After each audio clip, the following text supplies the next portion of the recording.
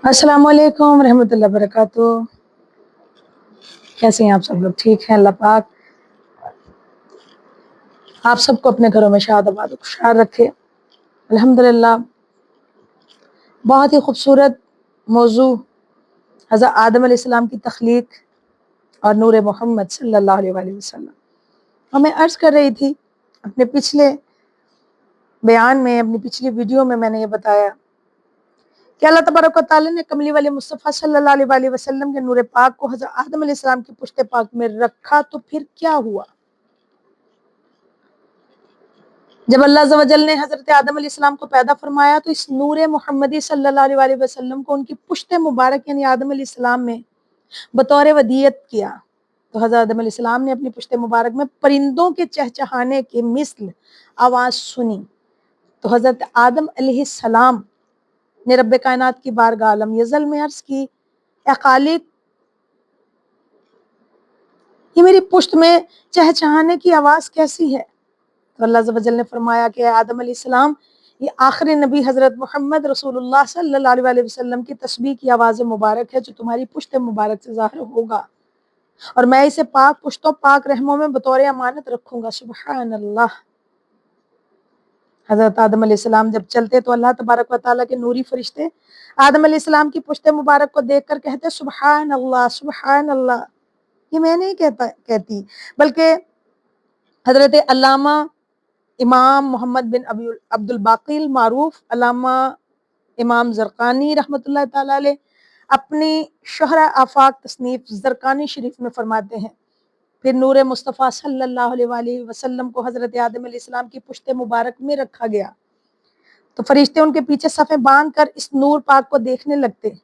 हज़रत आदम अलैहिस्सलाम अर्ज़ करते, मौला करीम, ये फरिश्ते मेरे पीछे पीछे क्यों फिरते हैं, किसका नज़ारा करते हैं? तो अल्लाह पाक ने फरमाया, आदम अलैहिस्सलाम, ये तेरे पीछे इसलिए फिरते हैं कि तेरी पुश्त में मेरे कमली वाले मुस्तफ़ा सल्लल्लाहु अलैहि वसल्लम का नूर है, और जब ये नूर मोहम्मदी सल्लल्लाहु अलैहि वसल्लम का नज़ारा करते हैं तो ये मेरे हबीब सल्लल्लाहु अलैहि वसल्लम का नूर देखकर मेरी पाकी बयान करते हैं। सुबहान अल्लाह। हज़रत आदम अलैहिस्सलाम ने अर्ज़ की, ए खालिक दो जहां, इस नूर मुक़द्दस को मेरी पुश्त की बजाय मेरी पेशानी में रख दीजिए ताकि फरिश्ते मेरे आगे खड़े हों। अल्लाह पाक ने अपने महबूब करीम के नूर को आदम अलैहिस्सलाम की मुबारक पेशानी में रख दिया, तो वह पेशानी में आफ़ताब की तरह चमक मारने लगे। सुबहान अल्लाह। अब वही फरिश्ते सैयदना आदम अलैहिस्सलाम के आगे सफ़े बांध कर प्यारे आका सल्लल्लाहु अलैहि वसल्लम के नूर की ज़ियारत करते, अल्लाह पाक के नाम की पाकी बयान करते। फरिश्तों की हालत, चाहत, ज़ियारत को देखकर हज़रत आदम अलैहिस्सलाम के दिल में हज़रत मोहम्मद सल्लल्लाहु अलैहि वसल्लम के नूर पाक को देखने की बहुत तमन्ना पैदा हो गई। अब हज़रत आदम अलैहिस्सलाम ने दोबारा अल्लाह पाक से अर्ज़ की कि ए खालिक कायनात, फरमाया क्या बात है? आदम अलैहिस्सलाम ने अर्ज़ की, मौला, इस अपने महबूब सल्लल्लाहु अलैहि वसल्लम के नूर पाक को किसी ऐसी जगह मुंतकिल कर दे ताकि मैं भी तेरे इस महबूब के नूर पाक की ज़ियारत से मुशर्रफ हो सकूं। अल्लाह पाक ने सैयदना आदम अलैहिस्सलाम की दरख्वास्त को मंजूर करते हुए अपने महबूब सल्लल्लाहु अलैहि वसल्लम के नूर को हज़रत आदम अलैहिस्सलाम के दाएं अंगूठे में ज़ाहिर फरमा दिया। हज़रत आदम अलैहिस्सलाम ने अपने अंगूठे में सरकार दो जहां सल्लल्लाहु अलैहि वसल्लम के अनवार व तजल्लियात का जब नज़ारा किया, तो मोहब्बत से अपने अंगूठों को चूम लिया सल्लल्लाहु अलैहि वसल्लम, और फिर उनको आंखों पर लगाया। फरमाया, कुर्रतु ऐन बिका या रसूल अल्लाह, या रसूल अल्लाह सल्लल्लाहु अलैहि वसल्लम, आप मेरी आंखों का नूर हैं, आप मेरी आंखों की ठंडक हैं। वह आदम अलैहिस्सलाम जब प्यारे आका सल्लल्लाहु अलैहि वसल्लम के अनवार का दीदार करते तो कहते थे, या रसूलुल्लाह सल्लल्लाहु अलैहि वसल्लम, आप ज़ाहिर में मेरे बेटे हैं लेकिन हकीकत में मेरे बाप हैं। और एक शायर इसकी तर्जमानी करते हुए कहते हैं, शायर भी इमाम अहले सुन्नत मौलाना अहमद रज़ा खान बरेलवी अली रहमा, अल्लाहु अकबर, ज़ाहिर में मेरे फूल, हकीकत में मेरी नख्ल, ये सदा उनकी याद में अबुल बशर की है। अल्लाहु अकबर।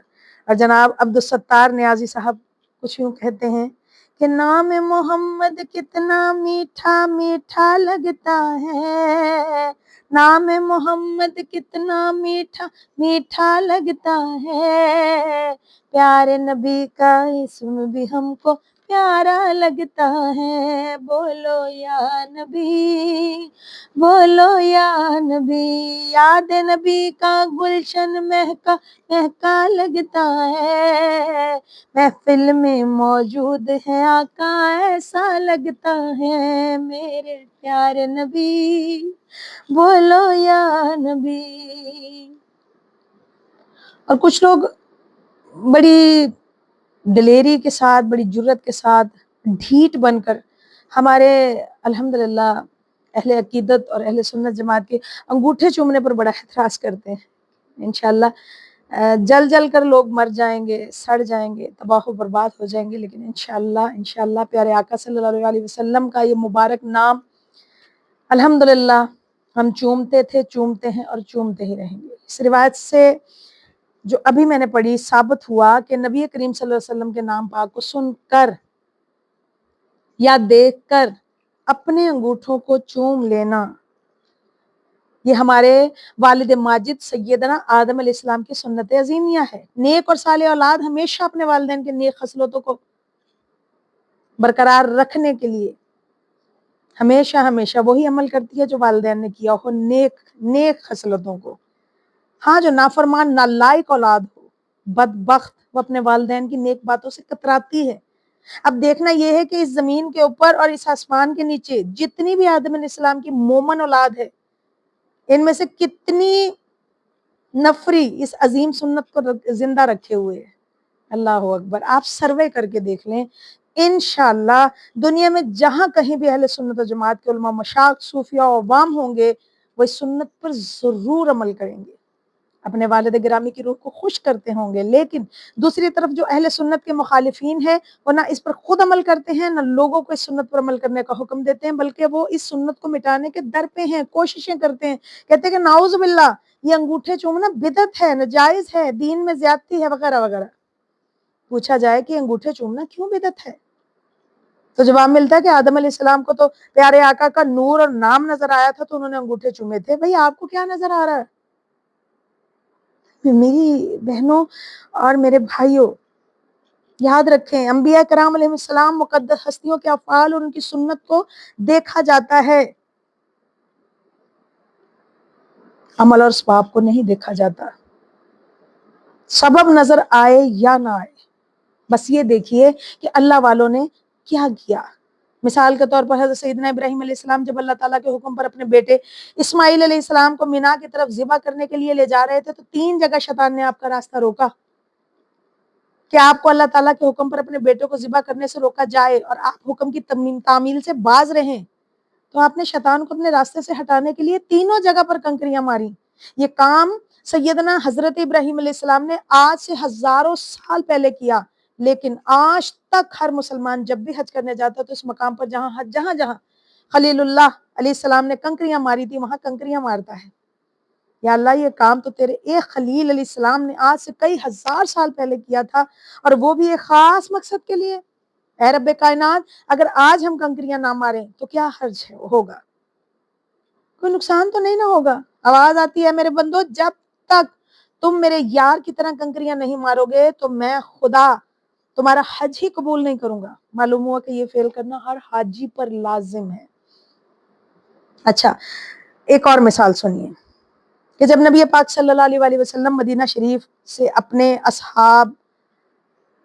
صحابہ کرام علیہم رضوان اللہ اجمعین کے ساتھ عمرہ کرنے کے لیے مکہ شریف تشریف لے گئے تو صحابہ کرام کچھ کمزور نظر آ رہے تھے۔ کفار مکہ اور مشرکین نے پیارے آقا کے غلاموں کو تانا دیا کہ دیکھو محمد صلی اللہ علیہ وسلم کے ساتھیوں کو یثرب کے بخار نے کمزور کر دیا ہے۔ مدینہ شریف وہ یثرب کہا کرتے تھے۔ ان لوگوں نے کیا طواف کرنا ہے، کیا کریں گے یہ طواف کمزور لوگ؟ نبی پاک صلی اللہ علیہ وسلم نے فرمایا میرے ساتھیوں، صحابہ کرام نے عرض کی جی یا رسول اللہ صلی اللہ علیہ وسلم، فرمایا کہ کعبہ شریف کے ارد گرد پہلے 3 چکر دوڑ کر لگاؤ، پھر 4 چکر پہلوانوں کی طرح ٹہل ٹہل کر لگاؤ، تاکہ مشرکین مکہ کو تمہاری طاقت و قوت کا اندازہ ہو جائے اور تم پر ہونے والے اعتراض کا بھی جواب خود بخود انہیں مل جائے۔ چنانچہ صحابہ کرام نے ایسا ہی کیا۔ لیکن میری بہنوں، اب تک ہر حاجی جب حج کے لیے جاتا ہے، عمرے والا عمرے پر جاتا ہے تو اسی طرح طواف کرتا ہے جس طرح آج سے 1500 سال پہلے محمد صلی اللہ علیہ وسلم کے غلاموں نے کیا تھا۔ یا اللہ، اب تو تیرے کعبے میں کافر نہیں، مشرک نہیں، منافق نہیں، بے ایمان نہیں، بلکہ سارے مسلمان مومن ایماندار ہیں۔ پیارے آقا صلی اللہ علیہ وسلم کے غلام، پھر کیا ضرورت ہے دوڑنے کی، ٹہل ٹہل کر چلنے کی؟ یا اللہ ایسے ہی چکر لگا لیتے ہیں، غیب سے آواز آتی ہے حاجیو میرے گھر کا طواف کرنے والوں یا عمرہ کرنے والوں، جب تک تم میرے یار کی طرح، میرے محبوب صلی اللہ علیہ وسلم کے غلاموں کی طرح مجھے دوڑ دوڑ کر ٹہل ٹہل کر نہیں دکھاؤ گے، رب محمد صلی اللہ علیہ وسلم کی قسم میں تمہارا حج ہی قبول نہیں کروں گا، تمہارا طواف، تمہارا عمرہ ہی قبول نہیں کروں گا۔ اللہ اللہ، معلوم ہوا کہ سبب ہو نہ ہو، شرط یہ ہے کہ اللہ والوں کی نقل کرتے ہیں جاؤ، انشاءاللہ خدائے ذوالجلال خود کرم کرتا جائے گا۔ اسی طرح نور نظر آئے یا نہ آئے، سوہنے مصطفیٰ صلی اللہ علیہ وسلم کا نام آ جائے، عاشق اپنے انگوٹھے چوم کر آنکھوں کو لگاتا ہے، یا رسول اللہ آپ میری آنکھوں کی ٹھنڈک ہیں۔ اللہ رحمت نازل فرماتا ہے، اور یہ بات یاد رکھیے گا، یہ مصطفیٰ کریم صلی اللہ علیہ وسلم کا نور ہمیں نظر نہیں آتا تو یہ ہماری تمہاری نظروں کا قصور ہے، لیکن آدم علیہ السلام کی سنت تو ثابت ہو گئی۔ وہ لوگ جن کی نگاہوں سے پردے اٹھ چکے تھے، انہیں ہر وقت مصطفیٰ کریم صلی اللہ علیہ وسلم کے جلوے نظر آتے رہتے ہیں، خود ہی جلوے دکھا بھی دیے جاتے ہیں، بے شک دکھا دیے جاتے ہیں، سبحان اللہ۔